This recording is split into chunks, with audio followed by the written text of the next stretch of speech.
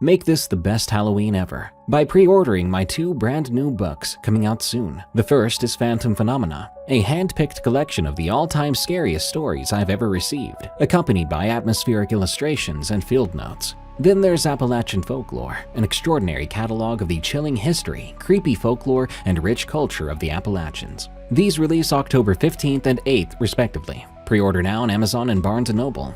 But hurry, because the first 100 pre-orders to verify via the link in the description or at eeriecast.com/verify will receive an exclusive hoodie and hardcover copy of Lore, a folklore horror novel.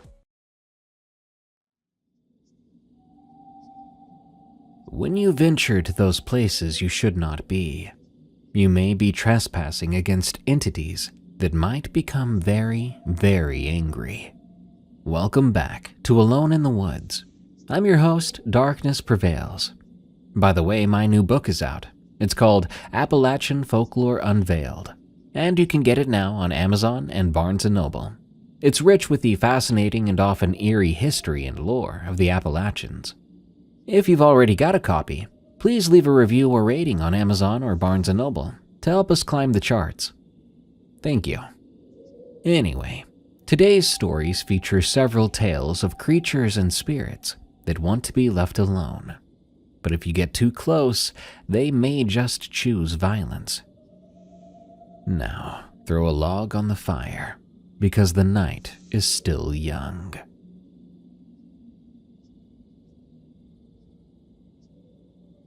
Rebuke, from R. Strayer 625. Of all the freedoms you get in life, nothing quite compares to your first car when you finally get the ability to drive yourself wherever you want to go. You feel like the world is yours to explore before the days begin of cursing daily commutes, traffic jams, and other drivers. All before that, you get the special gift of a unique freedom.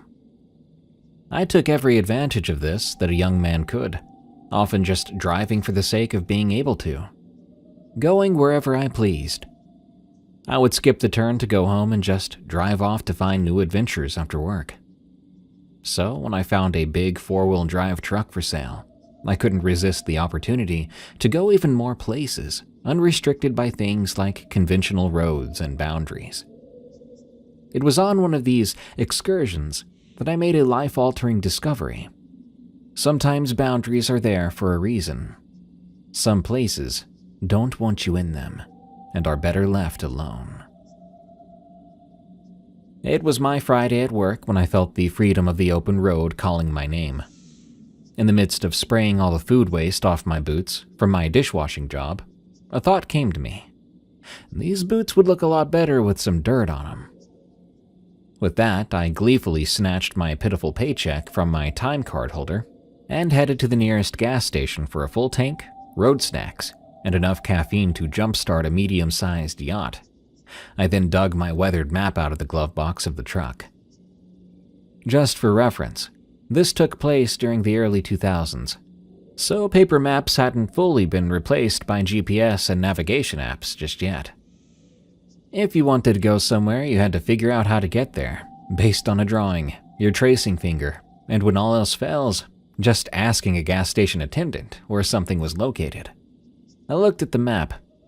Little X's marked off the places I'd already explored. I found a fresh area, free of any marks, and started to head down the highway towards my next exploration. I filled the cab of my Bronco with blaring punk, reveling in the freedom of no one telling me to turn it down. Watching the sun go down in the rear view, I reached the base of the foothills, an area of sparse oaks, rolling hills, and best of all, lots of minimal maintenance county dirt roads, just begging to be explored late at night by a young idiot far too sure of himself and his abilities as an off-road enthusiast. It was nightfall when I found what I'd been searching for, the end of the asphalt and the beginning of a gravel road. I pulled off the road for a moment to put the truck in 4-wheel drive and blazed right past all the yellow warning signs. The sky was completely clear, and the moon was full and bright, enough so that I decided to turn off the headlights for a while and just cruise the dirt road by moonlight. After about an hour of cruising around like that, I came to a stream that crossed the road. I climbed out of the cab to see if I could gauge its depth and risk a crossing. In my former car, this would have been the end of the road, but in my new four-wheel drive truck, it should be no problem. I chose a shallow part, not wanting to get stuck in the muddy banks so far from anywhere, and flicked the lights back on, gunning the motor through the water. Turns out it was deceptively deeper than my initial assessment had determined. Water swallowed up the tires, and creek water began to seep in the bottom of the door.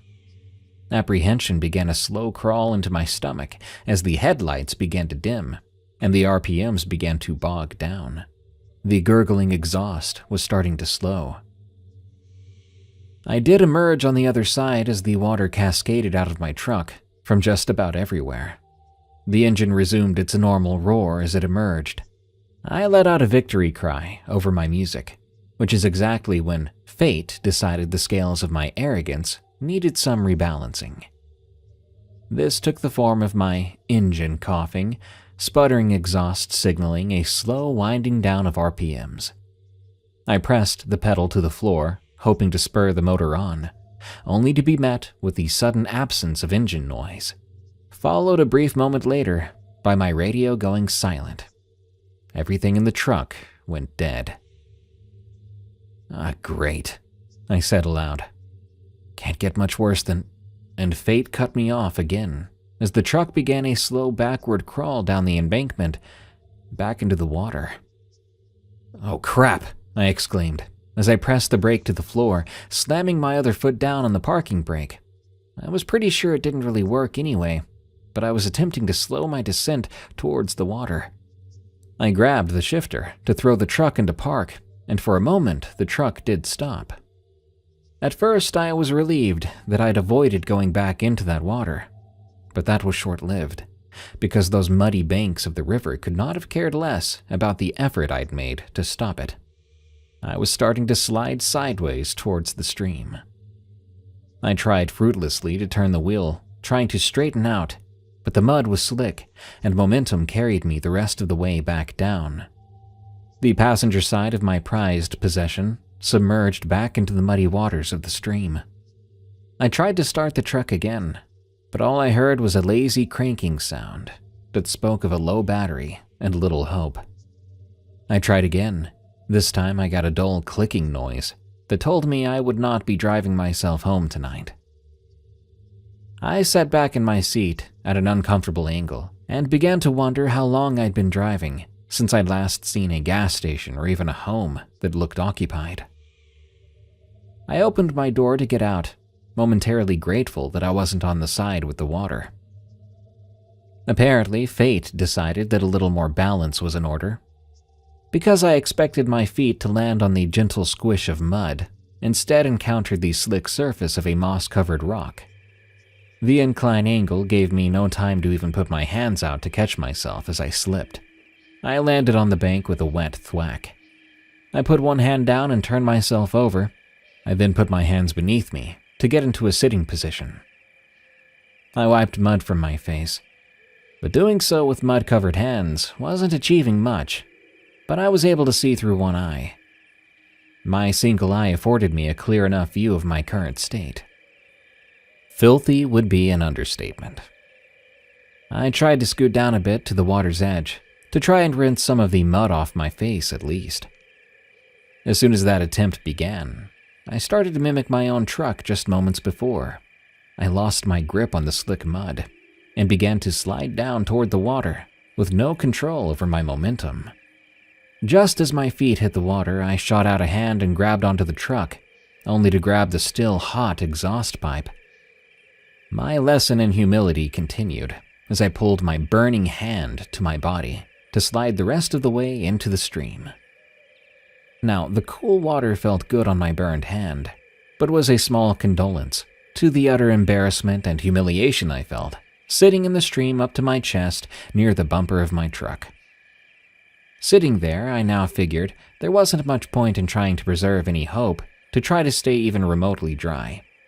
I dipped my face below the surface to rinse the mud out of my eyes, using my unburned hand. I began to shuffle awkwardly toward the bank, looking around for a way out of my little ravine of mud. I spotted a tree a little ways away. Its roots had been exposed by the running water, and I figured it could be a rudimentary ladder to escape with. I sort of scooted over to the roots, looking for a few sturdy-looking ones and footholds. My burned hand throbbed in pain the moment I brought it out of the water, and I knew it wasn't going to be much use for climbing.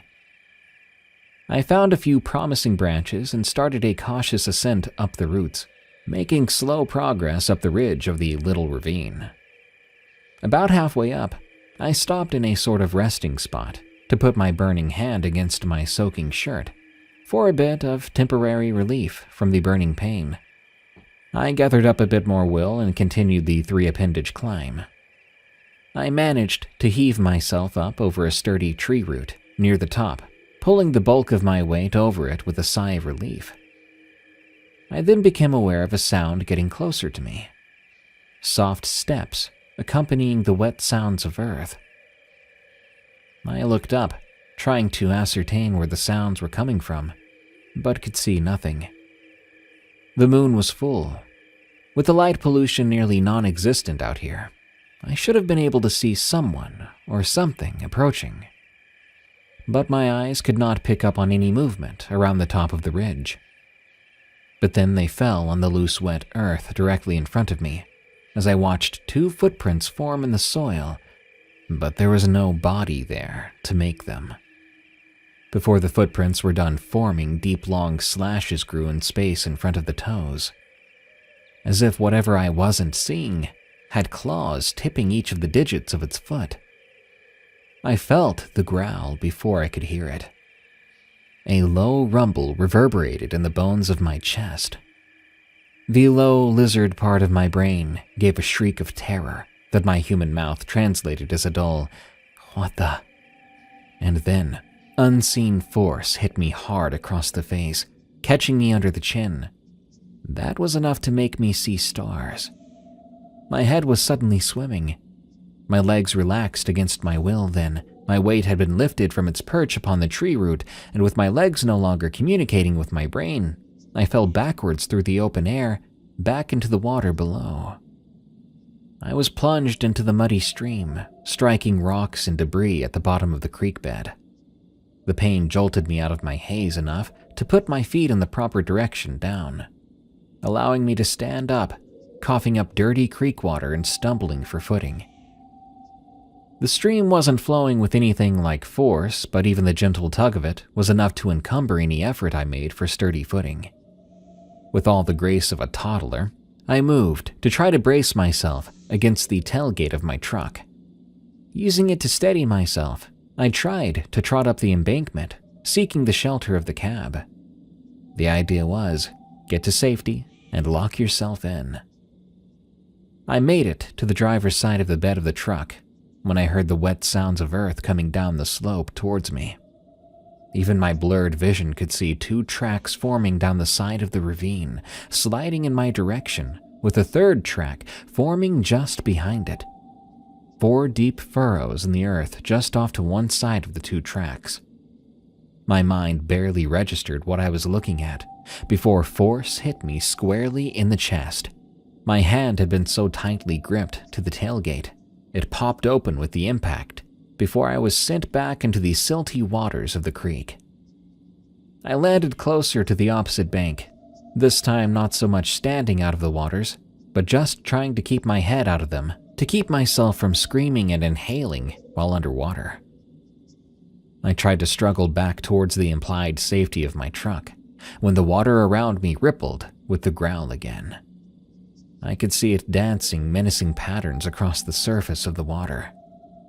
The growl coalesced into something that sounded like a word. No. A warbling voice spoke that made tiny droplets of water jump from the water's surface. There wasn't a single trace of anything human in that voice. I began making my way to the opposite bank, but mostly away from whatever was using that awful sound for a voice. I chanced to glance over my shoulder, expecting to see the water splashing about, as whatever it was made its way towards me, intent on finishing the job. Instead, my truck rocked slightly, the bed making sounds as if someone had stepped into it, using the tailgate as a step. That's when I caught the only actual sight of my attacker. Two huge, luminous yellow eyes opened in the air about 7 feet above the bed of my truck, from nowhere, and stared directly at me, blinking slowly. The black dots of its pupils fixed me in place for a moment, before fear took the reins and kicked me into motion. I crawled to the opposite bank. Its slope had a far less difficult incline and was studded with dry rock to aid in my rapid but excruciating ascent. I coughed and sputtered my way up the bank, gasping for air in between gags of nausea due to the sharp pain I felt in my chest. I turned my head again to look back over my shoulder, waiting for those eyes to appear in front of me and be the last thing I saw on this earth. But they remained fixed, hovering above the bed of my truck, just watching me make my hasty departure. Despite the protest from the aching chest, I made my way, crawling on hands and knees. I had made it to the top of the opposite side of the ravine. The eyes closed or disappeared. I couldn't be sure which. But the bed of my truck lurched again, and I watched as footprints appeared, going back up the side of that bank, mercifully heading back from where they presumably came. I can't say I felt relieved. A dozen distinct pains, and the vague promise of more to come once the adrenaline wore off, made relief a distant thought. In one last demonstration of the arrogance of youth, I tried to throw myself up onto my feet, but fate brought the ground up to meet my stupid face again that night. I passed out right there. A low rumbling sound roused me into panic-stricken awareness. I tried to get to my feet, but I felt a stabbing wave of agony. That thing came back, I thought. It came back. But no. The noise belonged to an ATV, which was parked a few feet away from my impromptu resting place along the bank. A very unhappy-looking man switched off the machine, dismounted, and started to walk towards where I lay in the dirt. I made a feeble attempt at an apologetic face before his weathered tan face was only inches from mine. "Tried to cross that creek, didn't you?" He didn't exactly look angry when he pulled his face away from mine. "Get up, you idiot," he spat, but almost softly. I began to explain how that might not be happening anytime soon, when he grabbed me by the arm and nearly took it for a souvenir as he hauled me to my feet in one fluid motion. In the early dawn light of what would otherwise be a beautiful morning, I let out a sound accompanied by a selection of words that made all the nearby birds leave the area for the time being, if not for the foreseeable future. The man was at least 6 inches shorter than me. Not that it made a difference, as I was bent so far over, clutching the straps of his overalls in each hand, as I tried to keep any more sounds from escaping my lungs due to the fresh waves of pain it brought. "You ought not to try to cross that creek," he drawled, pulling my hands off the overalls, leaving me with hands clutching my own thighs for support. "It don't like strangers," he said, as he walked back towards his ATV. "You wait right here a spell. Gonna call up Greg and his rig. He'll be along in a while to pull you out," he said in a thick country accent, and without saying another word, he mounted the ATV and drove off down a path I couldn't even see the night before. I stood there, stooped over for a moment, until I was sure I wasn't going to black out again. I lurched over to the edge of the little ravine. I looked down into the miniature valley. I took in a sight that only added to my confusion. My truck was no longer on the other side. It was on my side of the stream, pointed outwards, like it was as ready to leave as I was. I ran through the events in my head, trying to recall if there was a piece missing where I had managed to get the truck moved in some fashion. I walked over to the driver's side, which was out of the water, and took in a sight that left a sick feeling in my stomach. 2 large dents had been pushed into the side of my truck from the driver's side, as if something had pushed my 3/4-ton truck across the creek bed by nothing more than its own strength. That wasn't possible, I thought. I then glanced over to the opposite side. I could see the slide marks from my truck's descent into the waters after it had died. And just above, I could see 3 sets of tracks in the drying mud, 2 deep indents and a set of 4 small furrows. Whatever that was, truly wanted nothing to do with me or anything about me on its land.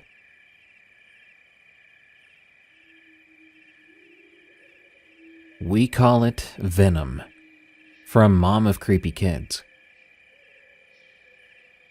Before I start, I want to let everyone know that prior to this occurrence, my husband and I were agnostic. However, this experience sent us on a new spiritual path. It was definitely a weird night for us. Due to my husband's job, we move every few years. This past move brought us into the historic Triangle in Virginia. We'd been here for about a year when we decided that a camping trip was in store for our family.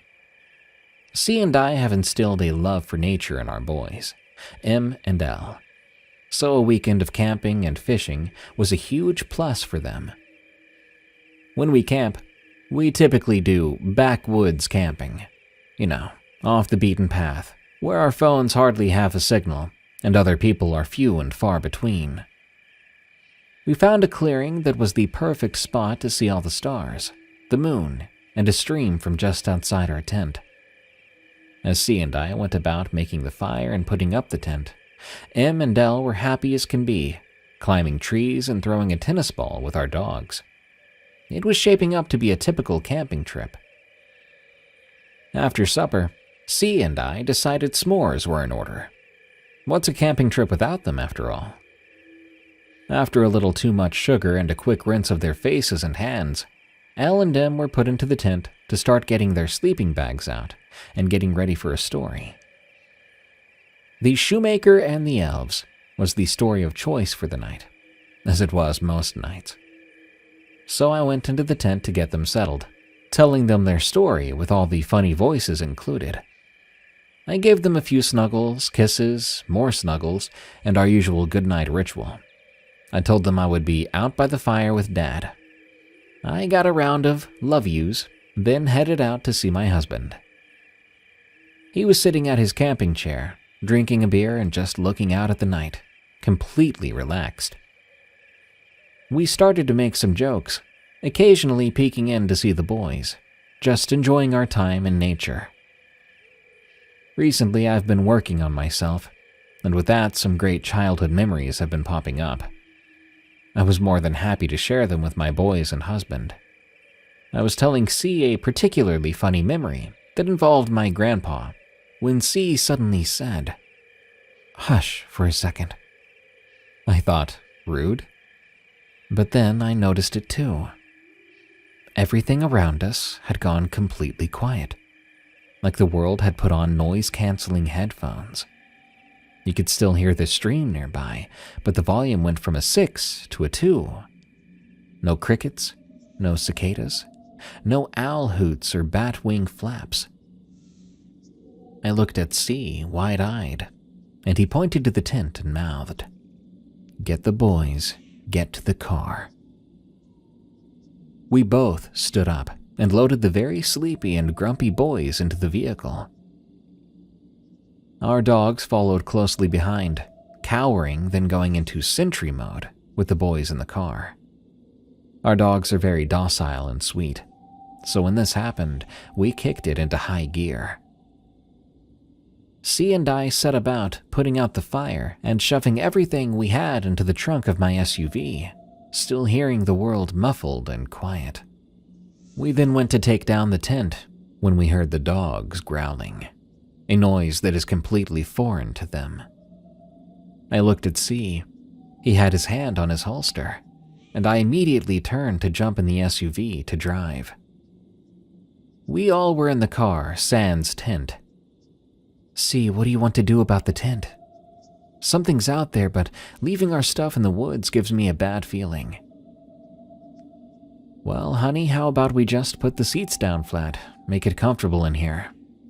We'll stay in here, and in the morning we'll pack up and head home. It's probably just some foxes or a big cat, so it's best to stay in here and let them do their thing." "Okay, see, I guess that's what we'll do. I don't like the fact that the dogs are acting like that, though, giving me the creeps." We attempted to get everyone as comfortable as we could in our SUV, then drifted off into an uncomfortable sleep. At around 2:30 or 3 a.m., I was woken up by our pit mix growling low, standing over his boys, teeth bared, hackles up. I then woke up C.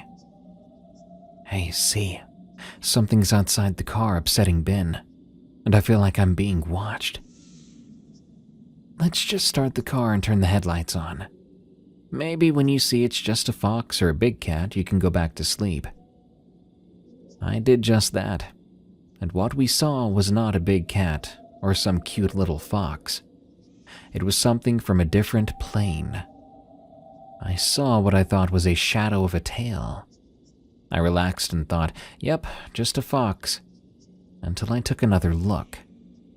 The shadow looked like it was dripping black sludge. I wiped my eyes and put on my glasses. See? Am I really seeing this? C turned his head towards the back where our tent was. Either that's the biggest fox I've ever seen, or that's some kind of nightmare fuel. It really is hard to describe what it was, but I'll try. Think of Venom from Spider-Man, the drippy black sludge that nets together and seems to be moving to keep up with the body. It was on all fours, with its long tongue peeking out like a snake every few seconds. Its mouth, when it opened, was lined with sharp, yellowing teeth, and its eyes were beady and completely white. No, that is definitely not a fox, Al. We need to leave.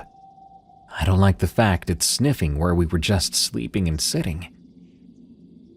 The SUV's brake lights illuminated Venom, and the days of camping were done for me. The sight of it, taking its front claw and scratching across the side of the tent, still gets me. C put the car in drive and started to drive away slowly, so as to not draw attention away from what it was doing. "C, I think it sees us moving the car," I said, right as Venom's head snapped towards us. Luckily for us, we knew where the tire path was, so we could drive out. But the entire way, Venom ran next to the car, in and out of trees. By the time we hit an actual paved road, it was almost sunrise. I was so glad to see the first rays. As we drove out of that area, we noticed Venom retreating deeper into the dark forest. We have not been back camping. Don't plan on it either. Getting chased by something I thought was a demon has put me off of it for at least a few more years. That night, my husband and I encountered something that we hope no one will ever have to see.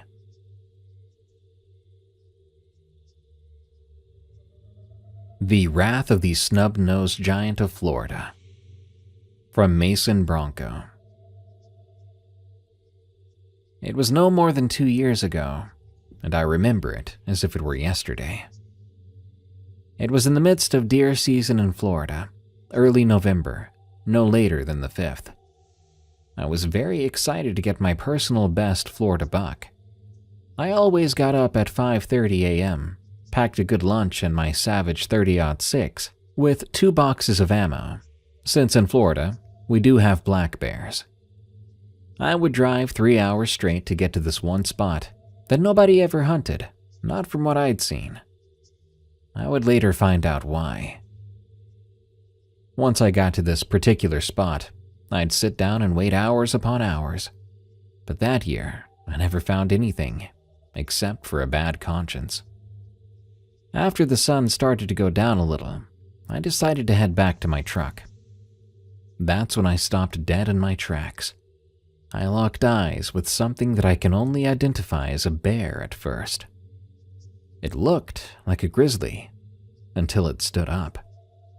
It stood at a monstrous 20 feet tall, 15 feet to the shoulder. It looked like it was pushing 8,000 pounds. It had a large patch of fur around its neck that went all the way down its back like the mane of a lion. The only thing that bothered me was not only was it tall, but its face was very short, like a short-faced bear that was supposed to be extinct millions upon millions of years ago. I think I found out that day that that wasn't the case. This thing was standing up like a person as it faced towards me. The sheer fear and thought of this thing coming at me prepared me to get ready to fire off a round. But it didn't. It's like it knew exactly what a gun was. Ever since that day I saw that monster, I've always carried 2 guns with me, a primary and a secondary. Apparently, I wasn't the only one who had seen this thing. Everybody claims to have seen a short-faced bear that somehow survived all these years and adapted to survive in the harsh Florida weather. A week after seeing this monster, I went back with a bigger gun, mostly considered an elephant rifle, my 600 Nitro Express. I never found the thing again, but I swear I found tracks that were about 20 inches long and 14 inches in diameter. I looked at the trees and I saw claw marks, which stood out to me. It had 5 claw marks on a tree that looked like it was hit by a chainsaw. The claw marks were a good 6 inches deep into it. After another month or so, the sheer overthinking of seeing this thing again disappeared. For a while. Because I eventually found out my neighbor's prized racing horses were killed and shredded by a very large animal. The authorities were called, trying to get them to trap this thing, but unfortunately that never happened. The creature was like a ghost, 1 minute there, the next minute gone. The neighbor told me that the thing stood 20 feet tall, but it was so black you couldn't actually see it at night. The look on the sheriff's face was that of fear. He looked like he knew what the thing was, and knew it was a problem, and couldn't do anything about it. Most folks say it's an animal, so it's gonna do what it needs to do to survive. But for people like my neighbor, my parents, and several other landowners and hunters who have livestock, they see it as a pest and a danger. Something we shouldn't allow to kill their livestock, or possibly people. Folks I grew up with, who didn't have guns or even like them, even started to carry after a while. A lot of hunters out there have seen this thing too. Some people claim they've shot at the thing. I think it's still out there. Maybe it's getting bigger, more aggressive. If it's got the power to kill 4 horses, I wonder if it's a bear at all. Iowa Backwoods, from James F. I live in Iowa, close to the Nebraska border.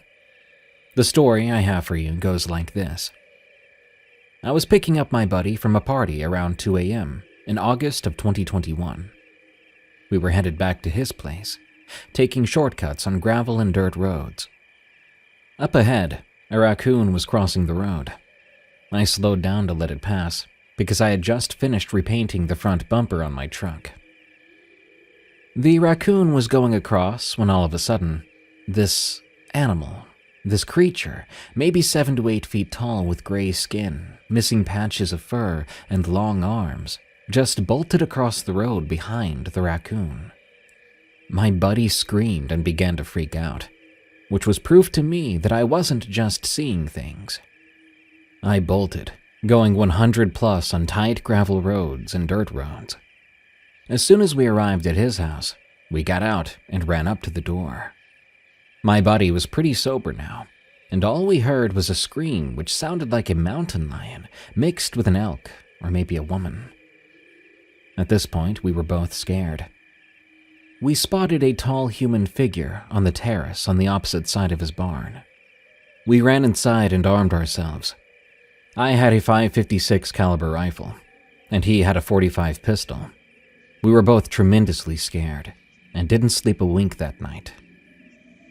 The next night, we weren't home, when suddenly his mom called him to say that the cow and the goat had been killed, slaughtered by some large animal. It didn't appear to be a mountain lion, because whatever had killed them had just left them there, torn apart. I have more experiences similar to this. One night we had 3 friends and their girlfriends over as well. I'll refer to them by letters. We were all upstairs when I started to hear a tapping on his window. He sleeps on the 2nd floor of an old farmhouse, so it's a good 15 feet up. The tapping kept happening in threes, tap, tap, tap, tap, tap, tap. It repeated a few times. I steeled myself and went outside to check if there was a branch or something hitting the window. There was absolutely nothing near the window. After this, we didn't pay any mind to it, and we all went to bed.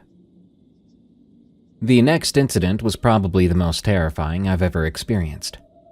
G, Jay, and I were playing paintball in the woods, close to his house, and it was a blast. I yelled that it was getting dark at one point, and we should probably get on home, get a fire going for the party we were hosting.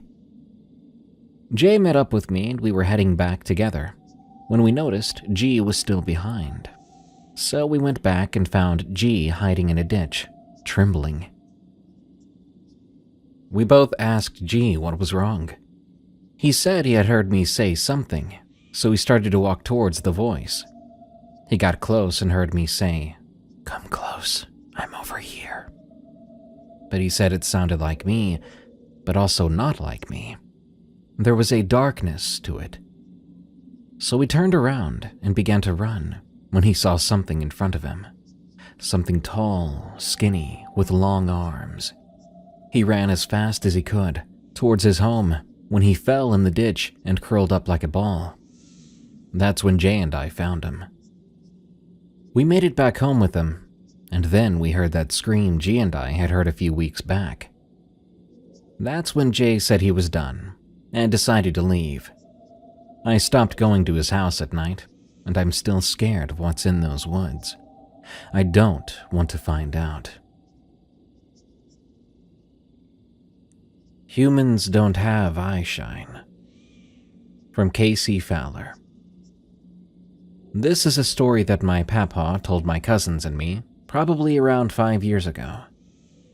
Anyone who has known my papa knows that he is one of those Southern Baptist preachers of fire and brimstone. A very religious man indeed, but being from Louisiana, of course, he likes to hunt and fish. Same as his kids and grandkids, and even the new great-grandkids. We just can't get enough of the outdoors. My papa and his best friend Benny were on a fishing trip in the late summer. If you've ever been to Louisiana during the late summer months, then you know you better have plenty of hydration and plenty of mosquito spray. This is important later on in the story. They had a camp on Bayou Lafourche, which is home to the rare Louisiana black bear, as well as gators, raccoons, opossums, and many other species. After a long day of fishing and cleaning their freshly caught fish, the best part is getting to eat your fresh catch. So that's exactly what Papa and Benny did. After their supper, they sat and shared stories with each other, probably hunting and fishing tales like any regular camping story. Eventually, they went to bed, getting some rest for the next day. Somewhere around 1 or 2 in the morning, Papa woke up to go use the restroom. He did his business and started to head back until he heard something. A whispering mumble along with the sounds of rummaging and walking. He got closer to the window to listen to what this unknown thing was doing. Around this time, Benny woke up to the ruckus too. Curious, they grabbed a flashlight from the table and shone it out the window. To their surprise, they saw a man. A skinny, pale man with visible bones and completely nude. Papa thought to himself, Why would someone be out here at night, fully naked, especially during these late summer months? They almost felt bad for the man, or at least that's what they thought it was.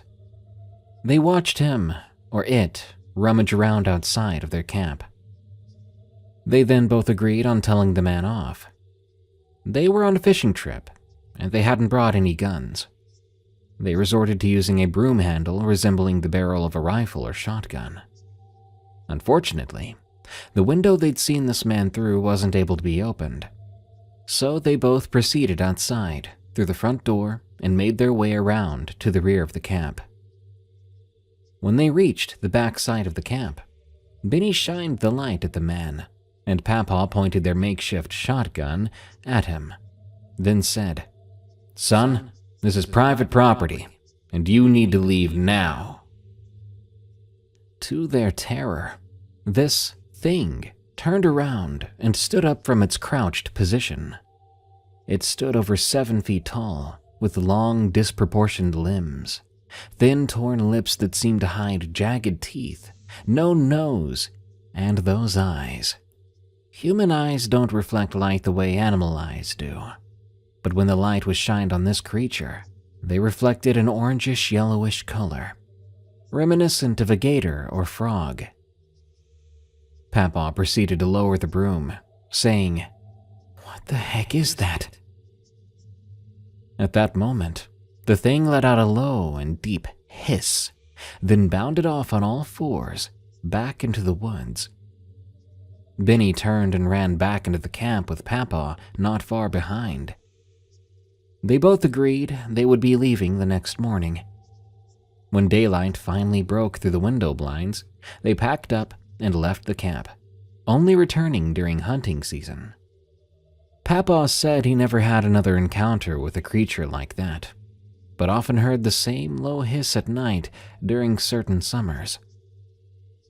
They sold that camp about 3 years after the initial encounter, due to Benny's medical condition. He hasn't said anything else about that night, but he constantly reminds me to be safe and to watch my surroundings carefully while in the woods.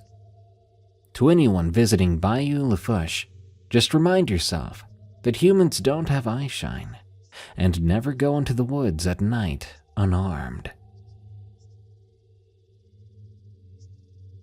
Motorcycle Experience from Car Lover 208. This happened when I was around 18. I had some things on my mind, so I decided to go out for a midnight ride one night. I started my Kawasaki Ninja up, told my parents I would be back eventually, and went off. Halfway down the highway, I heard a hissing sound. Startled and concerned, I pulled over to the side of the road. I checked my bike, but nothing appeared wrong. I took my helmet off to get a better look. There it went again, that hissing noise. But it wasn't coming from my bike. I looked behind me to the tree line. There was a big figure standing there, much taller than myself. It was black and had a white face. It looked like it thought it was hidden, and I then heard a voice. "Come here, boy." I grabbed my keys and tried to start the bike, but nothing happened. I heard the voice again. "Come here, son." I swear it sounded like my dad, but how could he be all the way out here? I tried again to start the bike. This time it responded. It started, and I sped at more than 100 miles per hour down the road. The following day, my mom told me they found a body in that area. I was horrified. That could have been me. The next night, against my better judgment, I went to the same place a bit further down, though. Morbid curiosity had me wanting to see it again, but I knew that was a bad idea. I ended up going to a hotel to book a room. That night I couldn't sleep, and then it got creepy. I heard a knock on my window in the middle of the night, followed immediately by the sound of my bike alarm going off. What in the world is going on? I thought. I went down to the parking lot to check it out. My bike was fine. The alarm wasn't even on.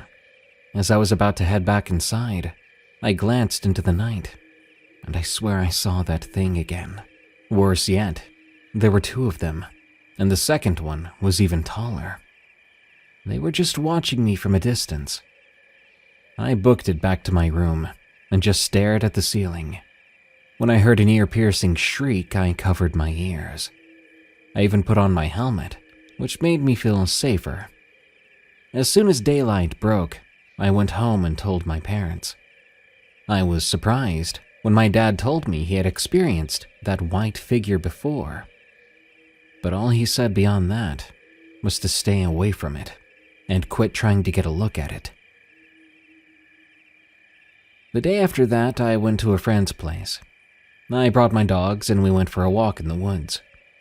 You may think it's silly to go out in the woods after all this, but in my defense, I didn't think the forest around my friend's place was even connected to those woods. But I think they were.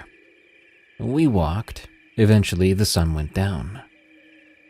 When it got dark, my dogs didn't seem quite happy.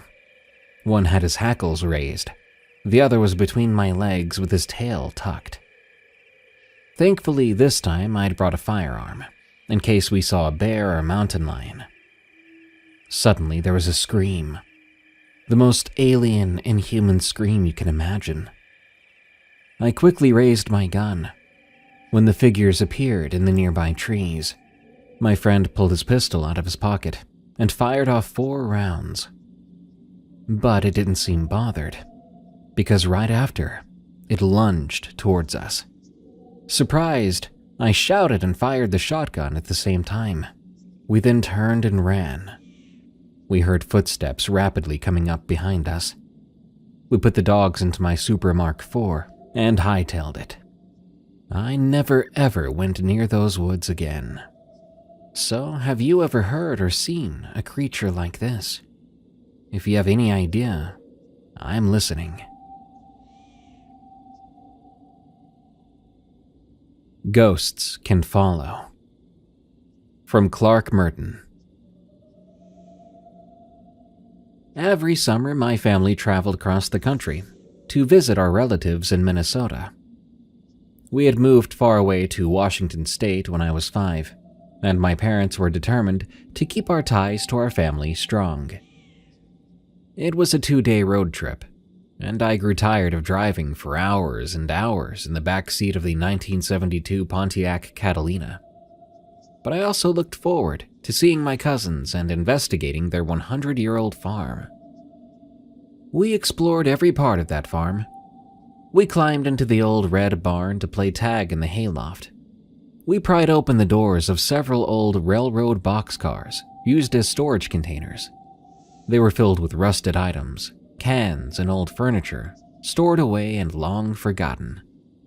We climbed trees, played kick the can, rode bikes up and down the old farm roads. Sometimes we braved their dark and damp basement. One time I was dared to go to the middle of the room, turn off the lights, and count to 100 before running back up the steps. With a scream, I ran up the steep steps to the safety of the lit hallway within the first few moments. Most of the things we did were part of our yearly routine. I loved it. I never wanted to divert from these adventures every time I stayed. The visit was always memorable. Made me feel like I still belonged to the farm life, even though I'd moved 1,000 miles away. It was comfortable, and I looked forward to reliving those fond memories every summer. We did this every year until I turned 9. That year, my dad hurt his back at work, and he couldn't travel. When I finally came back to Minnesota in the summer, I had turned 12. Things were different then. I was a preteen, and the things we'd done as kids were now not as cool. Instead of exploring the farm, I wanted to watch the black and white TV, listen to Billy Joel records, and talk sports. Things had changed. I had changed. I was bored. That's when my cousin told me about a forgotten graveyard he had discovered. Of course, I had to see that. The plan was to set out in the morning, hike across the Minnesota landscape, and reach the graveyard by mid-afternoon. We would then be able to return home before it got dark. We got up before everyone else, made sandwiches, and headed out. We traveled through cornfields, quarries, and wooded fields. We ate our sandwiches by a small lake. There are 10,000 lakes in Minnesota, many without names. A cool fact for you. We finished our lunches and headed on. The graveyard was hidden under a humongous rose bush. I carefully entered the canopy and saw the first tombstone. It was dated in the 1800s. I soon saw the second and third tombstones. Everyone buried had the same last name too. So, it was a family graveyard. Farmers from many years ago had sanctified it by burying their kin over the years. It was now forgotten and overgrown. My cousin pointed to an area I hadn't yet explored. I saw 7 small white tombstones with lambs above the inscriptions. They were children who had died from the same disease, likely smallpox or yellow fever. I was saddened as I imagined the pain the parents must have felt, forced to bury their own children. I felt embarrassed, too, to have disturbed their peaceful rest. With a sobering silence, we headed back to the farm. We retraced our steps through the woods, the quarries, and finally the cornfields. Everything looked different in the shadows of the setting sun. I was getting a little worried that we wouldn't make it home before it got dark. I was so excited to finally see the farm in the distance. A thunderstorm was brewing as we walked into the kitchen. At supper, I answered questions about the hike with the bare minimum details. We ate supper and then headed up to his bedroom.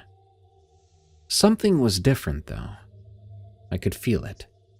I hadn't just gone on a hike. I'd stepped into a sacred place. I didn't want to talk about it. I just wanted to listen to music and go to bed. I woke up in the middle of the night to the sound of moaning.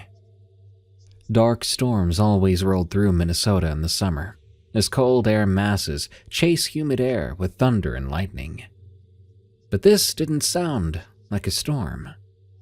I looked out the window of the darkened bedroom. The wind blew through the farmyard. Objects were noisily moving back and forth. Then the lightning flickered above the ground, revealing the landscape for a split second. In that flash of light, I could see something.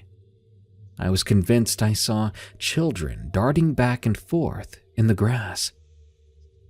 I woke up my cousin and ran back to the window. The lightning flickered again, and he saw it too. There were children dashing from place to place, getting closer to the house. I didn't believe what I was seeing. I wanted to run out of the room, but I couldn't move. Obviously, it was our imagination, but why would we both be seeing it? If we ran to get help from our parents, they would only point out that we had been to a graveyard, and it was now playing tricks with our minds. We waited until the lightning and thunder moved on, before climbing back into bed. The moaning died away with the storm. Cool air was now coming into the room, and we drifted off to sleep with the lights on. I woke up in the dark. Either the power had gone out or our parents had turned the lights off while we were sleeping. I didn't move. I was not about to go check the light switch. The moaning had definitely stopped, which was good. But then I was suddenly overwhelmed with this feeling of sadness. I wasn't sure why. All those children dying. The parents must have been devastated. That's all I could think about.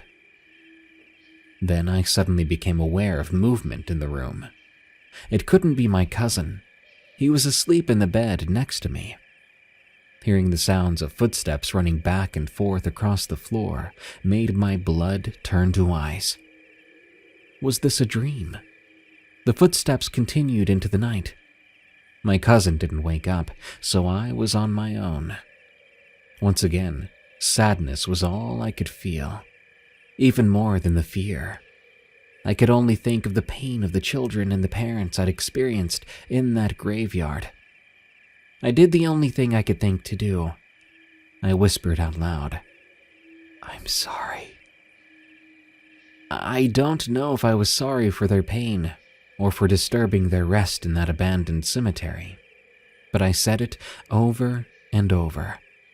"I'm sorry, I'm sorry, I'm sorry." Eventually, I must have fallen back to sleep. I woke up again. This time the sun was coming through the window. I lay there until my cousin's mom called us down for breakfast. We went downstairs and were informed that the power had gone out in the night. The weirdest part was, our parents asked us something. They wanted to know if we'd been running around upstairs last night. They'd heard the footsteps too. Thanks for stopping by our little campsite here at Outdoor Terrors. To hear your story on the show, send it to us at darkstories.org. For more scary stories from me, catch me on my other podcasts, Unexplained Encounters and Tales from the Break Room, on Spotify, Apple Podcasts, or your favorite podcast app. Or go to eeriecast.com for those and even more terrifying podcasts.